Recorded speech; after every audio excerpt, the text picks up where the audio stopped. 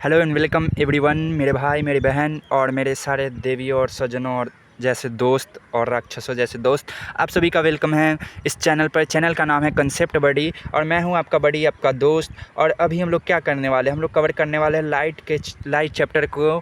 और ये एक रैपिड रिवीजन रहेगा। अंडर 20 मिनट्स हम लोग हाफ ईयरली के लिए इस चैप्टर को रिवाइज़ करेंगे। ये एक डिटेल लेक्चर नहीं है। और मैं बताना चाहता हूँ, भले ही मेरी वीडियो क्वालिटी बहुत ख़राब है और बहुत लो है, लेकिन कंटेंट क्वालिटी ज़रूर हाई रहेगी। तो विदाउट वेस्टिंग आपका टाइम इस लेक्चर को शुरुआत करते हैं। तो पहले हमें क्या पढ़ना है, हमें लाइट के बारे में जानना है। लाइट क्या होता है, तो आपके बुक में लाइट के बारे में कुछ ही चीज़ बताई गई है, जैसे कि ये वेव नेचर भी शो करता है और ये पार्टिकल नेचर भी शो करता है कभी कभी। तो फिर उसके बाद ये भी बताया गया है कि ये दोनों ये डुअल नेचर शो करता है। एक बॉक्स में बताया गया है कि ये न्यू क्वांटम थ्योरी आई, उसके हिसाब से ये डुअल नेचर शो करता है। डुअल मतलब ये दोगले की तरह बिहेव करता है, कभी ये कभी ये कभी ये कभी ये। ज़्यादा नेगेटिव नहीं जाना है आपको, लेकिन ये डुअल नेचर शो करता है।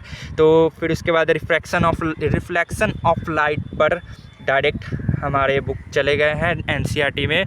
तो उसके रिफ्लेक्शन ऑफ लाइट में क्या बताया गया, अगर इंसिडेंट रे यानी आने वाला रे, अगर किसी सरफेस पर स्ट्राइक किया तो ये वापस चला जाता है, बाउंस बैक करता है। तो इसी को हम लोग रिफ्लेक्शन कहते हैं। तो अगर किसी ऑपेक ऑब्जेक्ट पर अगर लाइट रेज अगर इंसिडेंट किया गया तो वो रिफ्लेक्ट करता है, इसी को हम लोग रिफ्लेक्शन ऑफ लाइट कहते हैं, इसी प्रॉपर्टी को। और फिर इसके दो लॉ बताए गए हैं, यानी अगर इंसिडेंट रे जहाँ पर स्ट्राइक करेगा वहाँ से एक परपेंडिकुलर लगाया जाता है, उसको हम लोग नॉर्मल कहते हैं।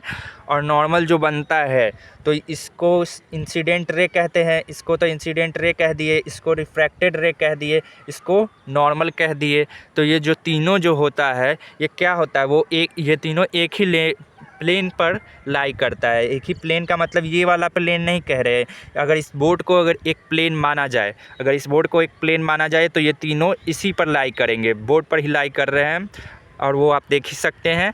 और फिर दूसरा लॉ क्या कहते हैं, एंगल ऑफ इंसिडेंस यानी ये, और एंगल ऑफ रिफ्लेक्शन, ये दोनों क्या होता है, ये बराबर होता है। एंगल ऑफ इंसिडेंस और एंगल ऑफ रिफ्लेक्शन बराबर होता है, और यही दोनों चीज़ हमें बताया गया है रिफ्लेक्शन ऑफ लाइट में। उसके बाद स्फेरिकल मिरर का टॉपिक, ये दोनों हो गया। स्फेरिकल मिरर नाम से ही पता चल रहा है कि ये किसी स्फेयर का पार्ट है। अगर इसको हम ऐसे ऐसे करके काट दिए तो ये ऐसा लगा। तो अगर बैक साइड में कोटिंग कर दिए, यानी जो बल्ज आउटवर्ड वाला सरफेस है, यानी बाहर की तरह जो बल्ज हो रहा है, ऐसे हो रहा है, इस पर कोटिंग कर दिए तो ये हमारा कनकेव मिरर बन गया। यानी इसका जो रिफ्लेक्टिंग सरफेस है वो क्या है, इनवर्ट्स है।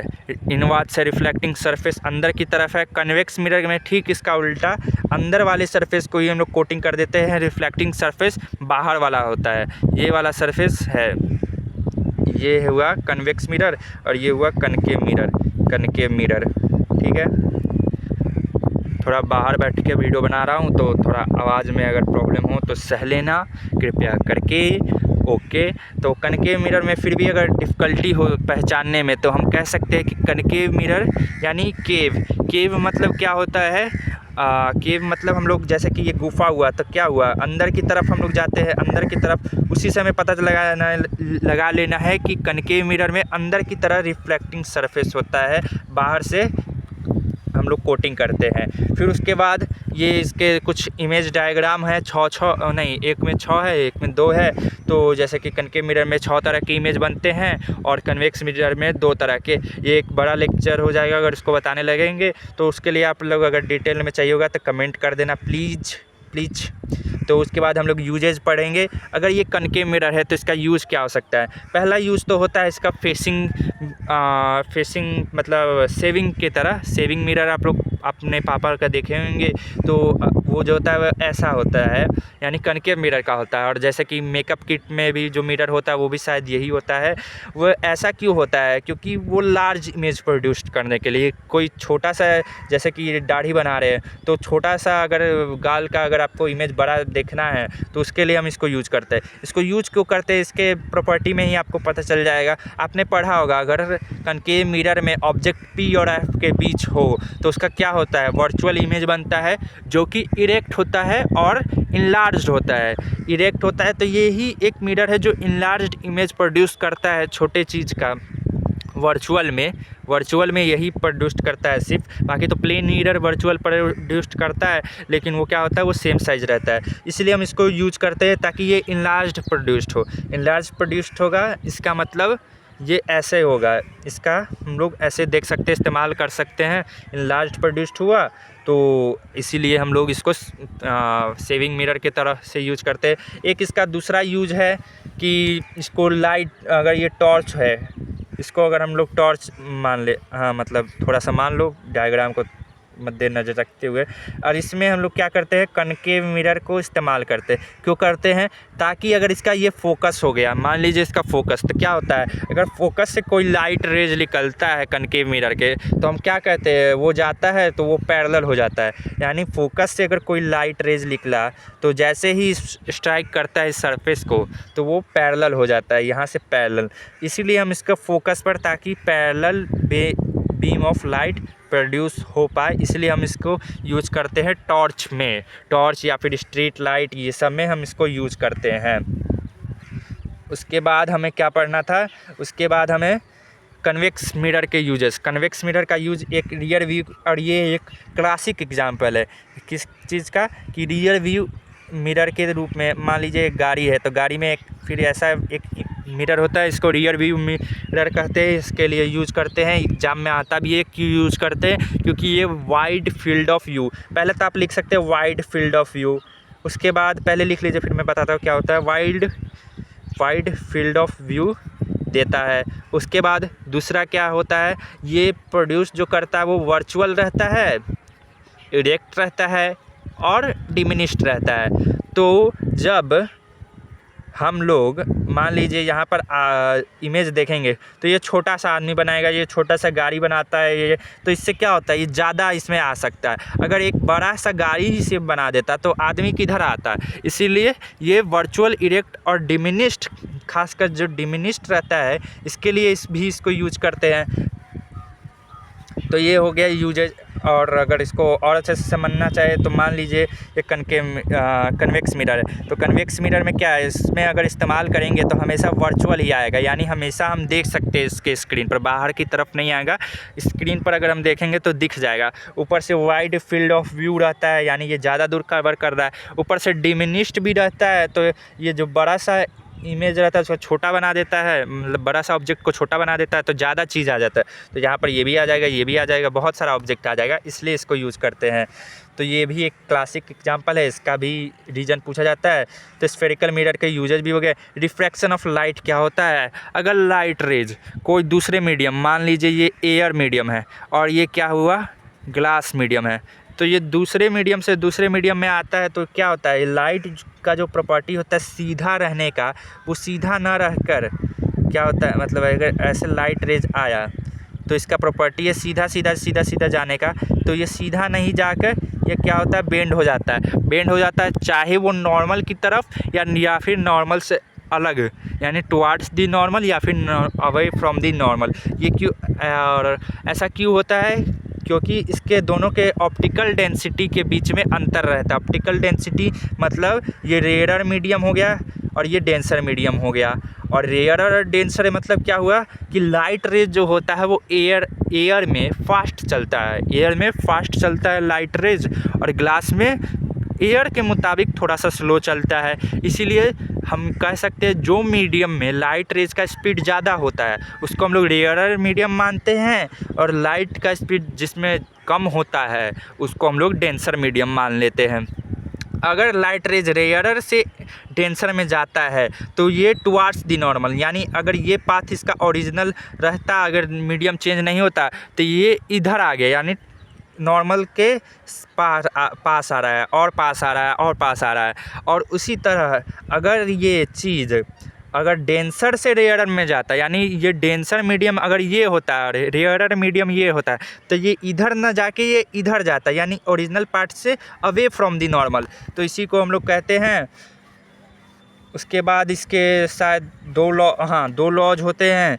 पहला लॉ क्या कहता है, अगर ये लाइट रेज आ रहा है तो ये इंसिडेंट रे हुआ, ये हमारा क्या हुआ, रिफ्रैक्टेड रे, और ये नॉर्मल हो गया। तो ये तीनों चीज़ जो होता है वो एक ही प्लेन में लाई करता है। अगेन इस वाले स्फेरिकल मिरर में जो लॉज ऑफ रिफ्लेक्शन जो होता है उसका पहला वाला लॉ और इसका पहला वाला लॉ लगभग सिमिलर ही लगता है। दूसरा लॉ क्या कहता है, sine of I by sine of R is equals to constant. Constant इसमें क्या होता है, कांस्टेंट बताया गया है एनसीईआरटी के हिसाब से। अगर ये n1 है यानी रिफ्रैक्टिवनेस ऑफ मीडियम 1 और ये n2 है तो हम लोग लेते हैं n2 1। या फिर अगर इसमें लाइट का स्पीड v1 है तो और इसमें लाइट का स्पीड v2 है तो इज इक्वल्स टू क्या हो गया, v1 बाई v2 और नहीं तो n2 बाई n1। ये दोनों लिख सकते हैं। तो ये आपको और डिटेल में अगर समझना हो तो बता दीजिएगा, मैं बता दूंगा। उसके बाद इसमें भी फिर हमने पढ़ा ग्लास लैब। ग्लास लैब में क्या होता है, ग्लास लैब में यही केस होता है, लेकिन इसमें क्या हो जाता है एक नया चीज़ कि ये अगर ग्लास है और ये अगर एयर है तो ये क्या हुआ, मतलब थोड़ा अच्छे से लिख देता हूँ। अगर ये एयर है और ये ग्लास है तो ये रेयरर मीडियम से ये डेंसर मीडियम में आ रहा है। इसमें लाइट का स्पीड 3 × 10⁸ समथिंग होता है मीटर पर सेकेंड, और इसमें 2 × 10⁸ मीटर होता है या फिर समथिंग लाइक दिस ही होता है। मुझे इतना ध्यान से याद नहीं होता है, मतलब है। तो इसमें क्या एक नया चीज़ आ गया कि इधर से जैसे ही ये लाइट रेज आया फिर इधर आया, फिर हमको क्या हो रहा है, ये लाइट रेज फिर जा रहा है रेयरर मीडियम में यानी फिर एयर में जा रहा है। तो इस बार भी यहाँ से हम लोग दूसरा नॉर्मल बनाएंगे, यानी इसको नॉर्मल 2 बोलेंगे n2, इसको नॉर्मल 1 बोलेंगे। तो इसमें क्या हुआ, इसमें फिर डेंसर से फिर रेयरर में आ रहा है तो फिर ऐसे ऐसे ऐसे फिर अवे फ्रॉम दी नॉर्मल हो जाएगा। माफ़ करिएगा थोड़ा पीछे से बैकग्राउंड नॉइज़ आ रहा होगा क्योंकि मैं बाहर में बना रहा हूँ वीडियो, बाहर बैठ के छत पे, तो थोड़ा ऐसे हो रहा है। उसके बाद अगर और डिटेल से समझना हो तो बोल देना कमेंट सेक्शन में। रिफ्लेक्शन ऑफ लाइट हो गया, ग्लास लैब हो गया, स्फेरिकल लेंसेज। स्फेरिकल लेंसेज जिस तरह स्फेरिकल मिरर था उसी तरह स्फेरिकल लेंसेज भी स्फीयर से बनता है। लेकिन अगर इसको समझना हो ठीक से तो हम ऐसे अगर डायग्राम को समझे तो ऐसे अगर ऐसे किए तो ये जो वाला जो पार्ट है अगर इसको हम बाहर निकाल दिए ये वाले पार्ट को तो ऐसे हुआ।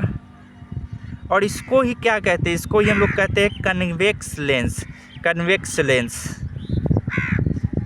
लेंस का अगर डायरेक्ट अगर हमको बताना होता है तो क्या बताते हैं कि एज पर जो होता है ये थिन होता है और बीच में आके ठीक हो जाता है, ये कन्वेक्स लेंस हो गया। Concave lens on the header मतलब अदर हैंड क्या हो जाता है, वो कुछ इस प्रकार का होता है। मतलब अगर हमको समझना हो ठीक से और अच्छे से तो कैसे समझ सकते हैं, अगर हम ऐसे बनाए कनकेव लेंस तो ये एक अगर मिरर स्फेरिकल लेंस समझ लिए, ये स्फेरिकल मिरर समझ लिए, तो ये बीच वाला जो पार्ट रहता है इसको कनकेव लेंस कहते हैं। यानी कनकेव लेंस ऐसे होता है, कनकेव लेंस ऐसे, यानी ये अंदर की तरफ थिन होता है और बाहर जाते जाते एज पर ये मोटा होते जाता है। इसमें क्या होता है, ये अंदर की तरफ मतलब मिडिल में ये मोटा होता है, बाहर जाते जाते ये थिन हो जाता है। तो ये दोनों अलग लग रहे हैं, क्या ये अलग है। इसमें एक बात ये जानिएगा कि ये जो कन्वेक्स मिरर होता है ये इसका जो इमेज डायग्राम होता है ये कनकेव मिरर मतलब कन्वेक्स लेंस जो होता है इसका इमेज डायग्राम कनकेव मिरर के डायग्राम के लगभग सिमिलर ही होता है। और कनकेव लेंस का जो डायग्राम सब होता है यानी इसमें 2 डायग्राम होता है, उसी तरह कन्वेक्स मिरर में भी 2 डायग्राम होता है। इसमें कनकेव मिरर में 6 डायग्राम होता है, उसी तरह कन्वेक्स लेंस में भी 6 डायग्राम होते हैं। तो ये सिमिलैरिटी है, हालांकि उसमें थोड़े थोड़े चेंजेस होते हैं, लेकिन वो अगर डिटेल में समझना हो तो बता देना, मैं बता दूंगा। तो हमारे ये 3 टॉपिक हो गया। उससे पहले अब ये सारे टॉपिक पढ़ लिए तो एक रिवीजन के लिए एक थोड़ा सा टॉपिक मैं छोड़ दिया था। कौन सा topic, mirror formula and lens formula. Mirror formula इसमें क्या होता है, मिरर फार्मूला में हम लोग कहते हैं जैसे कि 1/f is equals to 1/v plus 1/u, ये होता है मिरर फार्मूला। ये हुआ आपका फोकल लेंथ, ये हुआ ऑब्जेक्ट का जो डिस्टेंस होता है, और ये क्या होता है, ये इमेज का डिस्टेंस, ये इसको इमेज डिस्टेंस कहते हैं।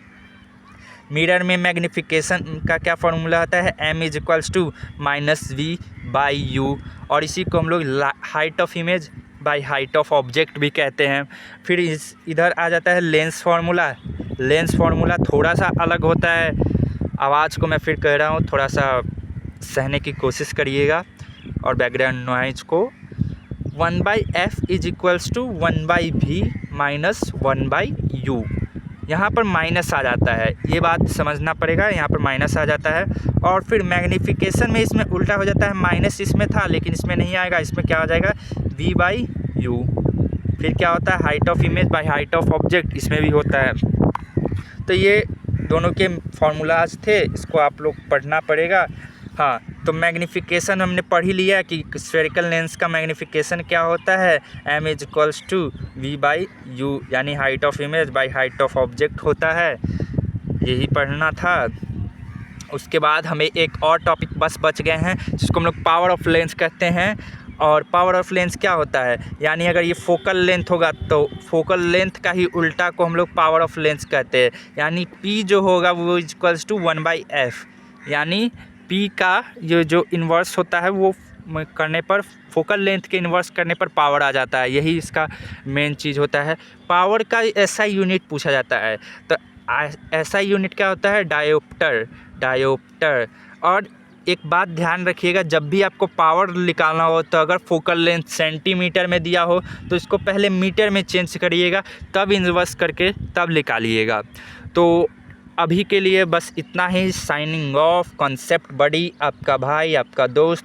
और प्लीज़ एक बात कृपा करके मेरा मान लीजिए, कमेंट करके बता दीजिए वीडियो कैसा था और वीडियो की क्वालिटी कैसी थी, ख़राब थी या अच्छी थी, प्लीज़ बता देना। थैंक यू अगर यहाँ तक देखे तो।